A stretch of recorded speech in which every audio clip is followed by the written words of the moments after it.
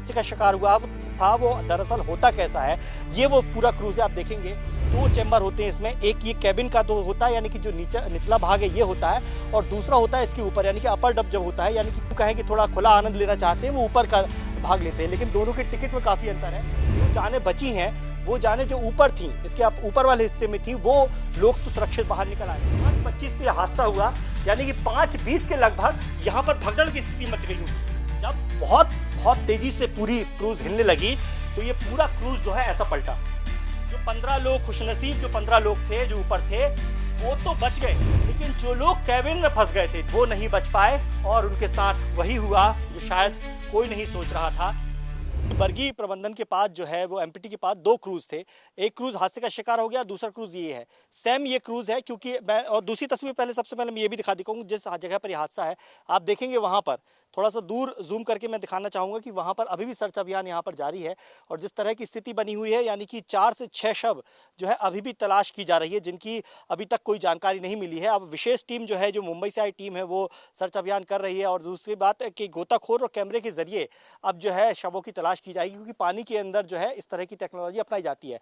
अब मैं आपको दिखा देता हूं कि वो जो क्रूज जो हादसे का शिकार हुआ था वो दरअसल होता कैसा है, ये वो पूरा क्रूज है। आप देखेंगे ये क्रूज का पहले निचली बाहरी तस्वीर आप देखिए, ये पूरा क्रूज है जिसमें लोग सवार थे, जिसमें लोग बैठते हैं, और 2 चैम्बर होते हैं इसमें। एक ये कैबिन का तो होता है यानी कि जो निचला भाग है ये होता है, और दूसरा होता है इसके ऊपर यानी कि अपर डब जब होता है, यानी कि यहाँ पर जो लोग खुली हवा में, या यूं कहें कि थोड़ा खुला आनंद लेना चाहते हैं वो ऊपर का भाग लेते हैं। लेकिन दोनों के टिकट में काफी अंतर है, 200 रुपये ऊपर की है, 220 रुपये नीचे की है। तो ये कैबिन वाला हिस्सा होता है। बाहर से मैं एक और आपको चीज यहाँ पर दिखा देता हूँ कि सामने से किस तरह का नजारा होता है इसका, ये देख सकते हैं आप। इस तरह की ये चीज होती है यहाँ पर सामने। जो क्रूज आपको देखेगा ये सामने से तस्वीरें हैं, मैं आपको पहले यहाँ दिखा देता हूँ कि किस तरह की तस्वीरें यहाँ पर होंगी। ये क्रूज के सामने की तस्वीर है, इसी तरह का वो पूरा क्रूज होता है। और इसके बाद मैं आपको अंदर की चीजें भी दिखाने की कोशिश करूंगा कि अंदर कैसा यहाँ पर नजर आता है। आप देख सकते हैं यहाँ पर अंदर की जो चीजें हैं। मैं सबसे पहले आपको कैबिन दिखाऊंगी, क्योंकि जिस कैबिन में फंस कर 9 जिंदगियां खत्म हुई हैं वो दरअसल होता कैसा है, क्यों आखिरकार वहां पर लोग फंस गए और क्यों वहां पर नहीं निकल पाए, ये एक बड़ी चुनौती है। ये देख सकते हैं सबसे पहले आप कैबिन, जिस कैबिन की हम लगातार बात करें, क्योंकि जो जानें बची हैं वो जानें जो ऊपर थी, इसके आप ऊपर वाले हिस्से में थी, वो लोग तो सुरक्षित बाहर निकल आए थे, लेकिन जो अंदर थी, अब ये देख सकते हैं कि ये कैबिन का पहला दरवाजा है, और ये दरवाजा देखूंगा तो ये तकरीबन 3.5 फीट का मुझे नजर आता है। ये 3.5 फीट का एक दरवाजा है, और यहां पर आप देखेंगे कि ये इसका एंट्री पॉइंट है।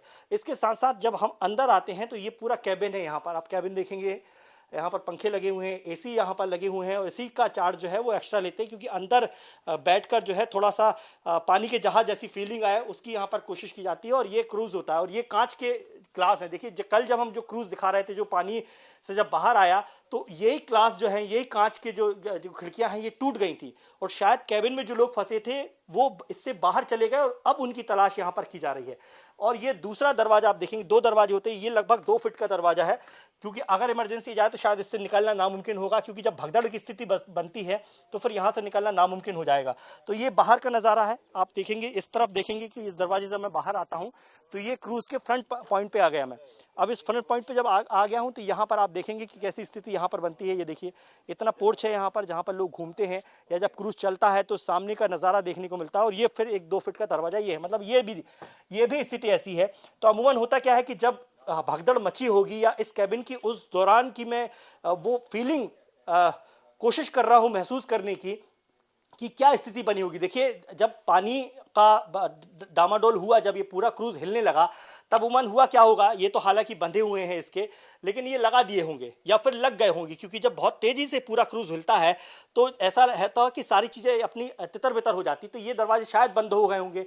अब इतना बड़ा कैबिन आप देख सकते हैं, और इसमें लगभग 15 से 20 लोग तो सवार उस समय होंगे ही, क्योंकि जो लोग बच के निकल गए बाहर, यानी कि वो दरवाजे से ऊपर भागे होंगे। क्योंकि यहां से अगर निकलना है किसी को तो सबसे पहले क्या करेगा, पानी में तो कूदेगा नहीं। सबसे पहले क्या करेगा, जब वो यहां से ऐसा भगदड़ यहां पर मची होगी, सारी कुर्सी टेबल यहां पर हिल गए होंगे, तो वो निकला क्या होगा, वो यहां से निकला होगा। क्योंकि सामने की जो दो दरवाजे हैं उनसे निकलना मुमकिन नहीं, क्योंकि वहां से सीधा पानी आता है। फिर हुआ क्या होगा, यहां से अचानक जो है भगदड़ मची होगी। तकरीबन 15 से 20 लोग जो हैं जिन्होंने नीचे की टिकट ली होगी, वो इस दरवाजे से अचानक बाहर आए होंगे। अब जब एक साथ 4-6 लोगों ने कोशिश की होगी, तो 2-4 लोग जो निकल पाए होंगे, कुछ सेकंड्स की बात कर रहा हूं मैं दीपेश, जब मैं यहां समझाने की कोशिश कर रहा हूं आपको, तो ये समझ लीजिए कि जब 5:25 पे हादसा हुआ, यानी कि 5:20 के लगभग यहां पर भगदड़ की स्थिति मच गई होगी। जो लोग थे जैसे भी थे वो कोशिश कर रहे थे कि मैं कैसे भी इस केबिन से बाहर आ जाऊं, इस केबिन से बाहर आ जाऊंगा तो शायद मैं बच जाऊं, शायद मैं बच जाऊं। और इस कोशिश में आप देखेंगे इस पूरे केबिन में अचानक भगदड़ मची होगी। महिलाएं, बच्चे, बुजुर्ग जो भी थे वो भागे होंगे इस दरवाजे से। इस दरवाजे भागे होंगे तो यहाँ पर जाम लगा होगा। जब यहाँ पर जाम लगा होगा तो उस दौरान मतलब उन कुछ मिनट्स के दौरान जो लोग यहाँ से निकले होंगे, अब मैं ऊपर ले चलता हूँ आपको, क्योंकि चारों तरफ पानी था। और जब चारों तरफ पानी था तो व्यक्ति पानी में नहीं कूदेगा, क्योंकि बांध का पानी वैसे भी नहीं होता। तो यहाँ पर देखेंगे जब ये जो है ये एक कैबिन है, छोटा सा कैबिन जैसा लगता है, यहाँ पर संभव नहीं है। अब देखिए यहाँ से जब लोग भागे होंगे तो हुआ क्या होगा, सब लोग पानी में ना कूदने की वजह से यहाँ से ऐसे बाहर आए होंगे। यहाँ से खिड़की से, यहाँ से सीढ़ी से ऊपर चढ़े थे, और सीढ़ी से चढ़ने के बाद ये आप देखेंगे यहाँ पर, तो ये पूरा आप नज़ारा देखेंगे यहाँ पर कि कैसे ये स्थिति बनती है। देखिए ये ऊपर का हिस्सा है, ऊपर का हिस्सा यानी कि जब लोग नीचे से ऊपर आए और उन्हें ये उम्मीद थी कि वो ऊपर आके बच जाएंगे, क्योंकि चारों तरफ पानी। आप देखिए इस तरफ से चूंकि किनारे में लगा हुआ तो आपको घाट दिखाई देगा, लेकिन इस तरफ देखेंगे तो ये पानी नजर होगा। अब जब ये पूरा क्रूज हिल रहा था, यानी कि अगर मैं कोशिश करूं अभी तो नहीं हिलेगा, लेकिन उस दौरान की मैं आपको फीलिंग बता रहा हूं कि कैसे लोग हड़बड़ाए होंगे, कैसे अपनी जान पर बनाई होगी। तो ये पूरा कुछ बहुत तेजी से ऐसे हिल रहा होगा। अब सब लोग या तो रेलिंग पकड़ रहे होंगे ऐसे, या फिर ये जो पोल बने हैं इनको पकड़ने की ऐसी कोशिश की गई होगी, क्योंकि जितने भी लोग थे वो बचने की कोशिश कर रहे थे, कैसे भी करके ये कर रहे थे कि वो बच जाए। अब वो वाला पार्ट दिखाता हूं जो सबसे अहम था। ये देखिए, ये है वो ड्राइवर का केबिन, जिस जगह से ये पूरी बोट जो है संचालित होती है। ये देखेंगे आप यहाँ पर, ये इसका व्हील है और यहाँ पर ड्राइवर बैठा होगा।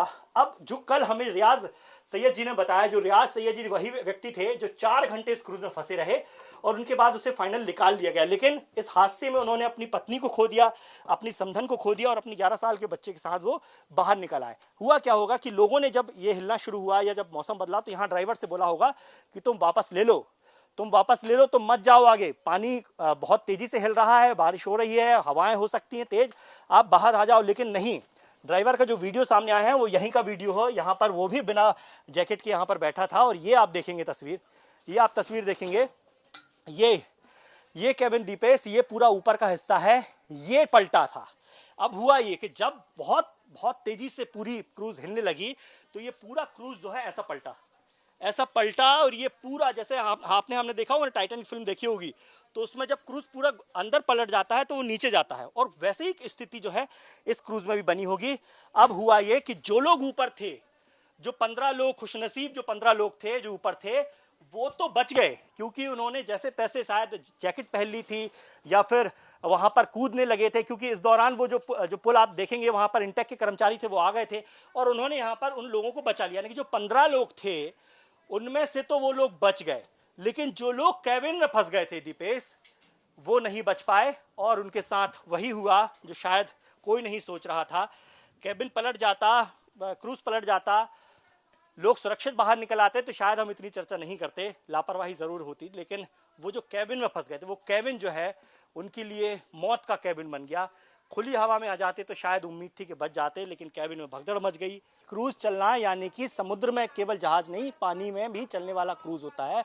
उसमें भी वही नियम लागू होते हैं कि अगर आप बांध में चल रहे हैं, आप बहुत तेज आंधी तूफान में फंस जाते हैं तो कैसे बच सकते हैं। दरअसल हुआ यही था कि यहाँ कैबिन में वो व्यक्ति बैठा था, वो चालक बैठा था महेश पटेल, और यहाँ पर जब शुरुआत हुई यानी 5:05 पर जब ये कैबिन यहाँ से, जब ये क्रूज यहाँ पे से चलना शुरू हुआ था, तभी मौसम बिगड़ने लगा था। शुरुआत में तो लोगों ने शायद ध्यान नहीं दिया होगा, लेकिन जैसा कि पीड़ित परिवार ने हमें बताया कि जब यहाँ से जब वो रवाना होने लगे तो उन्होंने क्रूज के जो चालक थे उसको कहा कि आप जो हैं वो मत आगे ले जाइए, आप क्रूज को आगे मत ले जाइए, आप क्रूज को आगे मत ले जाइए। क्योंकि इस तरह मैं दिखाऊंगा थोड़ा सा, क्योंकि ये देखिए जब क्रूज यहाँ से चलता है तो ये पानी की अथाह जल राशि आपको नजर आती है, ये देख सकते हैं, यथाह जल राशि नजर आती है। जब उस दिन हवा चल रही थी दीपेश, तो आप अंदाजा लगा सकते हैं कि इस खुले क्षेत्र में हवा की गति शहर की अपेक्षा या घनी आबादी की अपेक्षा 10 गुना ज्यादा होती है। यानी कि जो तेज हवाएं हम शहरों में महसूस करते हैं, अगर उसकी स्पीड 10 किलोमीटर प्रति घंटे होती है, तो इस खुले क्षेत्र में उसी हवा की गति जो है वो 70 किलोमीटर प्रति घंटे हो सकती है। और ये हुआ उस दिन, क्योंकि इतना बड़ा क्रूज, की क्रूज काफी है, 70 लोगों की क्षमताओं का ये क्रूज है, 60 लोगों की क्षमता का क्रूज है। और इतने बड़े क्रूज को हिलाने के लिए, गिराने के लिए कई किलोमीटर की रफ्तार वाली हवाओं की ज़रूरत होती है जो उस दिन चली। कमियां बहुत सारी थी क्योंकि हम जिस लाइफ जैकेट की बात कर रहे हैं जो अमूमन लोग नहीं पहनते हैं, उसकी स्थिति आप यहाँ पर देखोगे कि कैसे यहाँ हालात बने। मैं आपको क्रूज़ के बाहर लिए चलता हूँ, नीचे लिए चलता हूँ, क्योंकि यहाँ की तस्वीर हम एक बार फिर आपको दिखा देंगे। ये देखिए, ये एक हाउस बोट है जो यहाँ पर आ रहा है, और मैं आपको थोड़ी सी नीचे की तस्वीरें यहाँ पर दिखा दूंगा, क्योंकि ये यहाँ पर आप देखोगे तो ये बाहर का नज़ारा है, और ये बाहर के नज़ारे में मुझे अंदर कुछ लाइफ जैकेट देखने को मिली है। बाहर ये लाइफ जैकेट यहाँ पर देखने को मिलती है, ये देखिए यहाँ पर पड़ी हुई हैं, और 60 लोगों की क्षमताओं वाले क्रूज़ में 60 होनी चाहिए। हालांकि ये तो बॉक्स है, यहाँ पर कुछ लाइफ जैकेट ही पड़ी हुई हैं, लेकिन ऐसी ये लाइफ जैकेट होनी चाहिए। ये लाइफ जैकेट इसलिए होनी चाहिए, ये लाइफ जैकेट जो होनी चाहिए वो इस तरह से होनी चाहिए, ये होती है। और जैसा कि कल हमने भी देखा था कि इस तरह की लाइफ जैकेट होती है, इसके वजह से पहन लिया जाता है। और क्योंकि इसके अंदर जो फोम होता है उसमें पानी नहीं भरता है, पानी ना भरने की वजह से ये तैरने लगता है, और इसीलिए इसे लाइफ जैकेट कहा जाता है, क्योंकि इसे पहनने के बाद व्यक्ति डूबता नहीं है। कल जो भयानक तस्वीर हमने देखी, दर्दनाक तस्वीर देखी थी, वही थी कि जब माँ ने इस जैकेट को पहना होगा, अचानक पहना होगा, और जब स्थिति ऐसी बनी होगी तो ये कैसे देख सकते हैं यहाँ पर, ये ऐसा हुआ होगा, और उस माँ ने अपने बच्चे को सीने से लगाया और इसके ऊपर से इस तरीके से ये क्लिप लगा ली होगी, ये क्लिप लगा ली होगी। उस स्थिति में उस माँ के दिमाग में यही बात आई होगी कि क्योंकि लाइफ जैकेट है, मैं ऊपर आऊँगी तो मेरे साथ मेरा बच्चा भी ऊपर आ जाएगा। लेकिन हुआ ये कि वो उस कैबिन में फंस गई, और उसके बाद जब वो बाहर निकली तो इसी लाइफ जैकेट के साथ उसका बेटा भी बाहर आया। वो दर्दनाक तस्वीर हमने सबने देखी थी। उस दिन भी ऐसा ही हुआ था कि यहाँ पर 15-20 लोगों का जो वीडियो हमने देखा था, वो यहाँ पर आए हुए थे, वो देख रहे थे, नाच गा रहे थे, तस्वीरें ले रहे थे, फ़ोटो ले रहे थे। लेकिन फाइनली होता ये है कि ऐसी हवाएं चलती हैं। अभी भी देखिए, मैं जब यहाँ पर खड़ा हुआ हूँ तो आपको ये झंडा है, ये एमपीटी का फ्लैग है, और ये हिल रहा है, ये देखिए, ये सामान्य हवा है। और इसको लगाने का मकसद केवल ये नहीं होता कि ये एमपीटी दिखाना है उनको। इस तरह के फ्लैग लगाने का मकसद ये होता है कि हवा की दिशा किस तरफ है, हवा किस तरफ चल रही है, ये सूचकांक भी होता है एक प्रकार का। तो अमूमन कोई भी आम आदमी समझ सकता है कि हवा की जो रफ्तार है वो इस दिशा में है या फिर विपरीत दिशा में, ये तमाम चीज़ें होती हैं। तो हुआ कुछ यही था कि जब मौसम बिगड़ने के आसार थे, जैसा कि मध्य प्रदेश में पहले ही येलो अलर्ट जारी कर दिया गया था, जबलपुर, महाकौशल समेत कई इलाकों में, कई जिलों में तेज हवा, आंधी, तूफान के आदेश दे दिया था।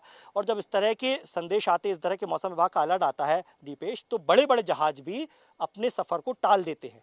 ये होता है क्योंकि जब पानी के जहाज़ जब चलते हैं तो उनके पास 1 महीने का जितना सफ़र होता है, उस महीने का उनके पास पूरा डिटेल होता है कि किस दिन मौसम ख़राब हो सकता है, किस दिन तेज़ हवाएं चल सकती हैं, आंधी तूफान चल सकते हैं।